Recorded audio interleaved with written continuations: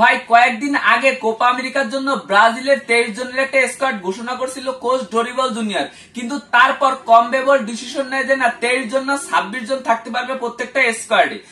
সেক্ষেত্রে আরো 3 জন প্লেয়ার ব্রাজিলের অ্যাড করার কথা ছিল এবং গতকাল রাতে কোচ ডরিবল জুনিয়র সেই 3 জন প্লেয়ারেরও নাম ঘোষণা করছে। আবার আশা ছিল নেইমার ইনজুরি থেকে ফিরবে এবং ক্যাসিমিরোকে আবারও দলে ইনক্লুড করা হবে, কিন্তু ভাই কিসের কি এমন এমন নাম স্কোয়াডে যুক্ত হয়েছে যারা কিনা সিনেই ছিল না। জুভেন্টাসের ডিফেন্ডার ব্রেমারকে দলে নিছে, এই নামটা সব থেকে বেশি উচ্চারণ হইতেছিল, মানে সব ব্রাজিলিয়ান সাপোর্টাররাই চাচ্ছিল ব্রেমার যেন দলে থাকে। এই একটা কল ছিল, সেটা কিনা একেবারে ফেয়ার হয়েছে, সবাই পছন্দ হয়েছে, এটা নিয়ে কারো কোনো দ্বিমত নাই। কিন্তু ভাই ক্যাসিমিরোর জায়গায় মিডফিল্ডে এমন একটা প্লেয়ারকে কোচ ডরিবল জুনিয়র ডাকছে যে কিনা কোনো সিনেই ছিল না, এইটা নিয়ে প্রত্যেকটা ব্রাজিলিয়ান ফ্যান থেকে প্রত্যেকটা ফুটবল ফ্যানের মধ্যেই দ্বিধা থাকতে পারে যে ক্যাসিমিরোকে বাদ দিয়ে কেন এই প্লেয়ারকে দলে নেওয়া হইলো। তো এই প্লেয়ারটা হচ্ছে আতালান্টায় খেলা এডারসন। এডারসন কখনোই ক্যাসিমিরোর থেকে বেটার অপশন হইতে পারে বলে আমার মনে হয় না। আপনাদের কি মনে হয় এটা একটু কমেন্ট করে এখনই জানায় দেন। আর 3 নাম্বার প্লেয়ার হিসেবে পোর্তো থেকে পেপেকে ডাকা হয়েছে।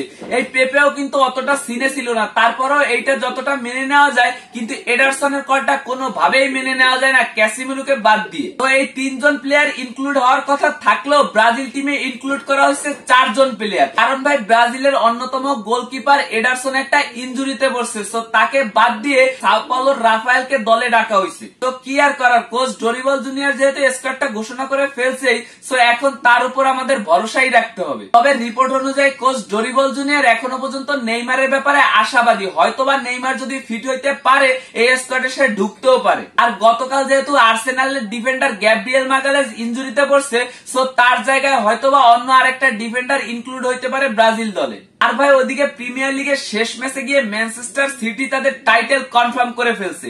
আর্সেনাল এইবারও ব্যর্থ হয়েছে। সিজনের মাঝখানে আর্সেনাল অনেকটা আগায় থাকলে একেবারে শেষে এসে তারা আবারও খেই হারায় ফেলছে। তবে গতকাল যদি ম্যানচেস্টার সিটি কোনোভাবে ওয়েস্ট হ্যামের সাথে ড্র করতো কিংবা হেরে যেত এবং আর্সেনাল যদি এভারটনের সাথে জিতে যেত বা জিতে তো গেছে তারাই কিন্তু চ্যাম্পিয়ন হয়ে যেত। কিন্তু শেষ পর্যন্ত ম্যানচেস্টার সিটি ফিল ফোডেনের জোড়া গোল এবং রদ্রির 1 গোলে ওয়েস্ট হ্যামের সাথে 3-1 গোলে জিতে যায়। আজকে ভিডিও এই পর্যন্ত। ভালো লাগলে সবাই লাইক কমেন্ট শেয়ার করবেন। ধন্যবাদ, দেখা হবে অন্য কোনো ভিডিওতে।